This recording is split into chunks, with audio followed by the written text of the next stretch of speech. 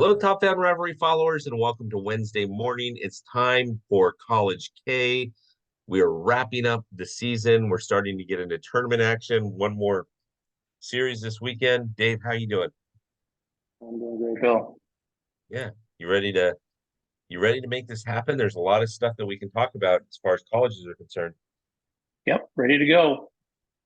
As usual, for those of you that haven't listened to this and are watching it for the first time on YouTube, or for those of you that are listening to the audio version of it, we typically run down the top 25. So let's do that real quick. Tennessee is still on top. They were on top last week. They're 42-10. Kentucky, Dave, went from 4-2. They're 37-11. Arkansas went from 5-3. They're 42-10. Clemson went from 4-2. They're 37-13. North Carolina went from 11-7, 39-11. Georgia went from 15 down to 9. They're 38-12. NC State went from 23-17, 29-19. University of University of California, Santa Barbara went from 25 to 22, 35-12. South Carolina went from 13 to 24. That was a rough week for them. Then we'll talk about them in a little bit. They're 33-18, and Texas A&M went from being unranked to being in number 25 at 32-20. Dave, any surprises in this mix? No, not really. I don't know as much about Santa Barbara and some of those schools, but for the Power Five guys, I think it was pretty much as expected. Um, you know, Georgia is really coming on. They were a good team when I saw them at the end of March, and they've only gotten better. And for Wake Forest to sweep Clemson is a big deal, although they were at home, but that's a tough task to sweep that team. So that's a big deal. I watched a little bit tonight. Obviously, we record this on Tuesday nights. I watched a little bit of the Ole Miss A&M game, and I couldn't get over, as strange as this is, I knew A&M's a good team, but I couldn't get over the fact of how Ole Miss's jerseys look like the old 80s baby blues of the Cardinals. Mm-hmm. I just kept thinking, am I watching the Cardinals play? But I mean, you tell me if I'm To have wrong. Ole Miss take 2 out of 3 in that series is also a big deal. That's Yes, it tough to is. do. I was a little surprised to watch South Carolina kind of take a nosedive, go from 13 to 25. But it's the end of the season. Arms are tired, bats are tired. Guys in Europe for tournaments. It's They not were, exactly. they've been hot and cold, and Georgia is just kind of on the wrong time. Yeah, agreed, agreed. Okay, so any series you want to talk about that you're looking at this week? Anything that stood out to you from last week? Well, I named a couple of them that stood out to me last week. I mean, I think I called out last week that NC State Virginia series, Yep, and NC State took 2 out of 3 at Virginia. That's a big deal. yep. Kentucky beat Florida 2 out of 3. Kind of expected that. If it went the other way, we would have been surprised. Um, and locally, Arizona took 2 out of 3 at Utah, Yep. and ASU went up to Stanford and swept them. And I think they scored, I don't know, 45 runs in 3 games. It was crazy. Yeah. So Yeah. Stanford definitely not on the upswing there. I was actually in Utah this weekend for a family wedding, and I literally was right by the University of Utah. And I heard some people talking about kind of what had happened this weekend. I thought, oh, Hmm. welcome to the jungle. Yeah. Welcome to college baseball. Well, Arizona's a really good team. Arizona is a good team, Probably and yeah, probably we mentioned second Georgia. best in the pack. Yep, yep. We mentioned Georgia. You mentioned NC State. Santa Barbara kept doing what they were doing this week. And Tennessee just seems to be locking it down. And obviously, you've got a little bit of it in there, but Tennessee seems to be locking it down. So, Yeah, it was a good series in Vanderbilt. Took 2 out of 3. That second game was a lot closer than anyone really wanted it to be. some clutch defense toward the end there saved that game. We had guys on base and a couple of rockets hit against our pitcher. One rocket right at our second baseman, and then another rocket to right field. It scored a run, but if it gets past him, then it's a tie game and everything's different. Kind of went silent on Sunday, but you can't win them all. So it was a good series. I was actually, I think it was on the Friday night, sitting in the outfield, and before we did our live, and he asked me, because I'm from Phoenix, and he asked me, I'm in all my Tennessee gear, and he says, "Hey, you from Knoxville?" And I'm like, "No." He goes, "You from Nashville?" I'm like, "No." I'm like, "I'm from Phoenix," and he gave me the most puzzled look on the planet, and I said, "Well, my son's on the team," and he just went, "Dang it! I wanted to call you out as a fake fan so bad. That's the most badass answer I've ever heard." Eh, So that was kind of funny. And then 2 pitches after that, our guy hits one on the roof right behind us to take the lead in the game. So yeah, just so that just in case you're looking for it, everybody, Dave told me I have it on good authority. If you need to use the restroom and you're in the bleachers in the outfield, there is not one. So, yeah, you you know, need to go in the baseball or the basketball coliseum to find a bathroom. So don't wait too long. exactly. When you feel it coming on, go. All right. What are you looking at this weekend? Everybody was happy. The stadium was half orange. What's There that? you go. There you go. I was just going to say the stadium at Vanderbilt was half orange, so that was good. Yeah, it was. I saw it This when week, we went live. What are you looking at this weekend? this week, well, obviously South Carolina coming off of that sweep to Georgia is coming to Knoxville, so it doesn't get any easier for them.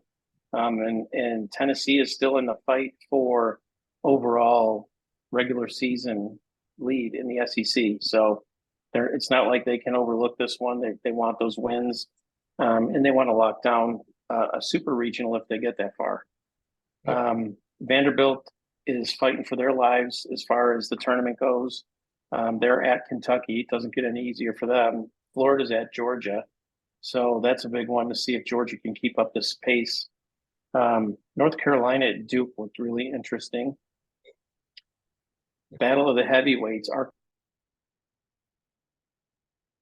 Arkansas is at, and then I got Oregon State is down in Tucson at Arizona. Big Pac-12 battle. Yep. So it's funny that you called those out. I had Arkansas at A&M, figuring that that's going to be like the heavyweight fight right there. Mm-hmm. Tennessee and South Carolina, obviously South Carolina being ranked 24th, they had a bad week. They need to bounce back.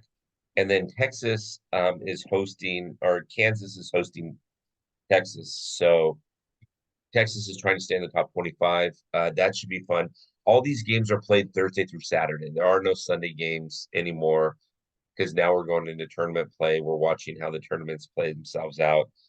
Mm-hmm. But there's a lot of good baseball, and there's a lot of guys are tired. It's the end of the season, right? But this is the time that they need to gear up. A lot of injuries, a lot of things. And honestly, if you're gonna win ball games, I don't. I say this all the time, Dave, and I've said it 100 times over. I really don't care about physical mistakes. It's hot down in the South now. You've got humidity and things like that. So ground ball to third base, you airmail it to the first baseman by mistake. That stuff happens, right? You have to limit the mental mistakes. You have to limit missing the cutoff man, overthrowing somebody throwing to the wrong base, thinking, forcing action. Can't do that. You got to limit the mental mistakes now. The physical mistakes you can't do anything about, right? Well, and to carry on with that, you've got to be able to play a little bit of small ball here and there and push runners around Huh? and get guys in when they're on third with less than 2 outs. Yep, yep. And you've got to be willing to play small ball. If you've got a runner on second, you get a ground ball to the right fielder, you round third and you score, and he airmails it past the cutoff guy. Your guy's got to go to second, and then you've got to try to bunt him over and capitalize on that mistake. now giving yourself a chance to get 2 runs in an inning instead of Sure. 1. So you've really got to monopolize on that mistake. And those are the mental mistakes I've had. I mean, we were both athletes. We want to show off our arm. We want to show off how good we are. But there's a reason why there's processes in place. Hit the cutoff guy so the guy doesn't advance from first to second.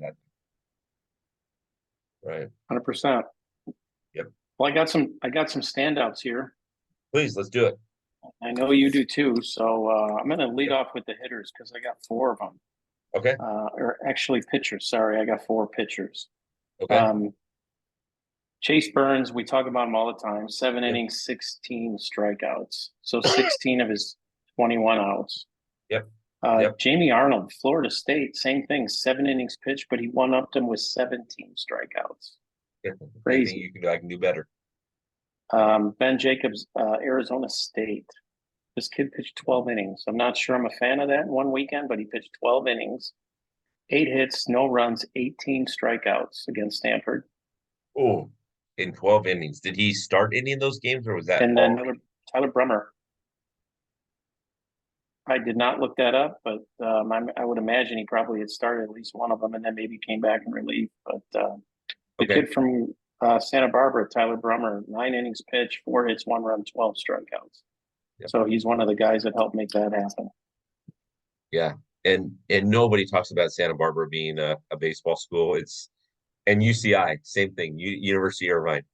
Nobody's talking about those guys being a baseball school, but they are this year. Well, Stranger things have happened. and as you know, there's a lot of good players in California. They can field a bunch of teams with all the talent there. So Yeah. No, uh, it's funny when Cal State Fullerton, my alma mater, sometimes they'll make the NCCA bracket in March Madness. They're always ranked 16th. They always get blown out by Duke or somebody, right? And it's like 84-35, but at least they made the tournament. So, mhm. yep. On the other side of the ball, I got Trey Phelps from Georgia. I've watched this guy play a couple times. Really good athlete. He went 6 for 14. Okay. 1 double, 4 home runs, 9 RBIs. So 5 of his 6 hits were extra bases. 4 Yeah. of them didn't stay in the park. And then Nick McLean, we didn't talk about him last week, but I think he was either runner up or Pac-12 Player of the Week. This is 2 weeks in a row. And he went 10 for 15, 2 doubles, 3 home runs, and 7 RBIs for ASU. Arizona State. Yeah, that's nothing. Yeah, well, do it a couple weeks in a row, it becomes routine, right? Exactly. So, I'm going to start on the bump and then I'm going to move over to hitting. So on the bump, I took D1 schools and looked at the school overall on their ERAs. Arkansas is ranked second with a 3.86 overall ERA. That's not bad. Texas A&M ranked 8th, 3.96. Hawaii 4.04 at 9th. East Carolina, number 3 overall in D1 at 3.78. This is going to shock you. Who do you think is number 1 overall in ERA? In D1? What was that? In D1? Yeah, D1. And it's not Arkansas. No, it's not Arkansas. They're number 2. I don't know. Lamar University. Yeah, that's somebody off the radar. Yeah, that's a household name. But by far, and I know this doesn't sound like a lot, but they have an overall ERA. They have an overall ERA of 3.33. The next closest to them is Arkansas at 3.86. So it's almost a half a point better than them. They're D1 school. They're playing D1 competition. I got to get on my soapbox for half a second because if 3.86 is Arkansas, number 2 in the country, number 1 for Power Fives, 3.86. Think about that. 3.86 is good. That means like they're giving up a lot of runs. You know, Yeah. you would think like sub 3 would be like wow, that's really good. But sub 4 is good enough to get you second in the country. It's crazy. Shows you how good the hitters are and shows you a little bit about what, you know, metal bats do. That's the that's the exact same thing I was thinking. I was thinking if number two in the country is 3.86, that means you're averaging almost 4 runs a game. You're giving up almost 4 runs a game. That means the offense is absolutely fantastic. So is what it is there. Means On the you flip, that means you can be a really good pitcher and you can have an ERA north of 4, right. which we're not used to talking about. No, no, and most of the guys we talk about have ERAs that are in the low to mid ones. They're the phenomenal pitchers, right? But so on the hitting side of it, I pulled up some D2 people because we haven't talked about these guys a lot.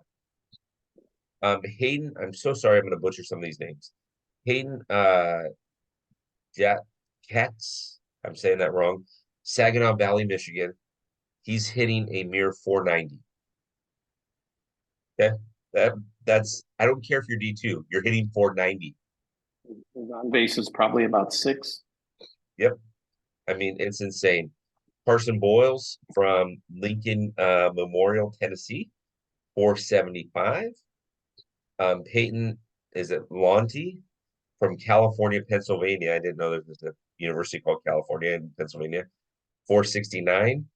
Jonathan Logsden from Al or Alba State in Georgia, or Albion State, and he's at 467. And Jesse Vendors is at MSU Denver in Colorado at 460. Believe it or not, Dave, there is 10 guys in at least 10 guys in the D1 area that are hitting 440 or better. It's insane. Yeah. That's And he's insane. the parent of a pitcher that drives me crazy. Yeah, yeah. It's I mean, but when you're talking 490, I don't care if you play for Saginaw Valley. I don't care what your competition looks like. To hit 490, to hit almost 500, you're doing something right. Crazy Yeah, good, but it's crazy. yeah. I I when I looked at those numbers, I just kind of laughed and I thought, wow, we're playing video games here. Either that or they're just so much better and they're going to transfer to either D1s or go to the draft. So you do 490, Yeah. people are going to talk to you. People are going to give you a call. Yeah. So, yep, yep, yep. Well, All right, last so we talked. last thing I last thing I got right now is I'm going to go back on my Homer soapbox and tell you that Christian Moore on Tennessee, I believe, just tied the single season record for home runs today.